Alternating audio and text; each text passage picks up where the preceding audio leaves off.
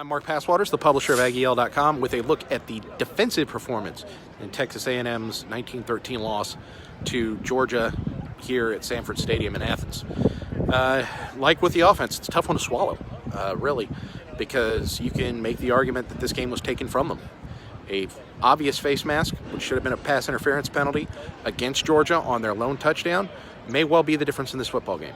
A&M's defense played very, very well. They did not get the one stop they needed at the end to get A&M's offense back out on the field. But outside of that, they don't have a whole lot to complain about.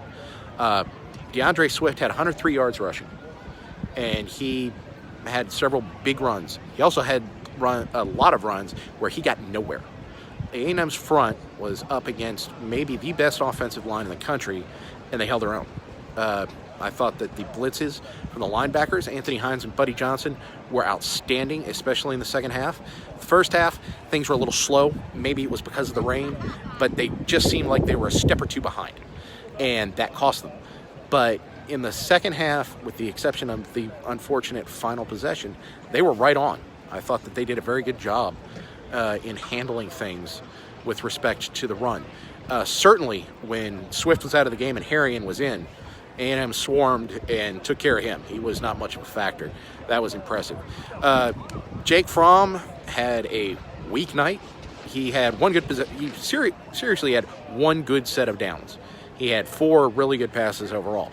And credit Georgia's coaching staff, because they recognized what A&M was doing late in the first half, that the blitzes were coming from the safeties, that A&M had abandoned their too high safety look, and they were trying to apply pressure in that manner. And they started throwing outs, or just fly patterns, back shoulder types, because they knew that they could win one-on-one matchups against A&M's corners. They went after Miles Jones 2 times in a row. Both times, back shoulder things. Miles didn't turn around. They caught him. Then, obviously, Pickens gets the touchdown against Debian Renfro after a blatant face mask, but still, you got to go all the way through the play, and Renfro didn't, and that's unfortunate. A&M did a very good job getting pressure in the second half. They got 2 sacks, and against Georgia, that's a lot. Georgia does not give up sacks. They have that massive offensive front, and they do a very good job protecting Fromm. A&M was able to get Fromm moving. They were able to sack him a couple of times. They were able to disrupt things. They only gave up 6 points in the second half. In most cases, when you hold somebody to 19 points and 260 yards of total offense, you win. But this is the number 4 team in the country, and basically they proved it tonight with their defense, more so than their offense. I thought that A&M definitely had the better of things when it came to dealing with Georgia's offense, and they were put in some tough situations. You look at it, Georgia either started on A&M's side of the field or very close to it 3 or 4 times. A&M held them to field goals. They could have broken A&M's back after the Weidemer fumble, getting the ball on A&M's 21. They got 1 yard in 3 plays.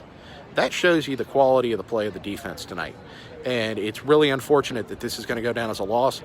But again, there's a lot to be proud of. There's a lot to build on here. And if they can take the sense of confidence that they must have after a very, very good second half and apply it to next week, it's going to be a fun game in Baton Rouge. So we'll see.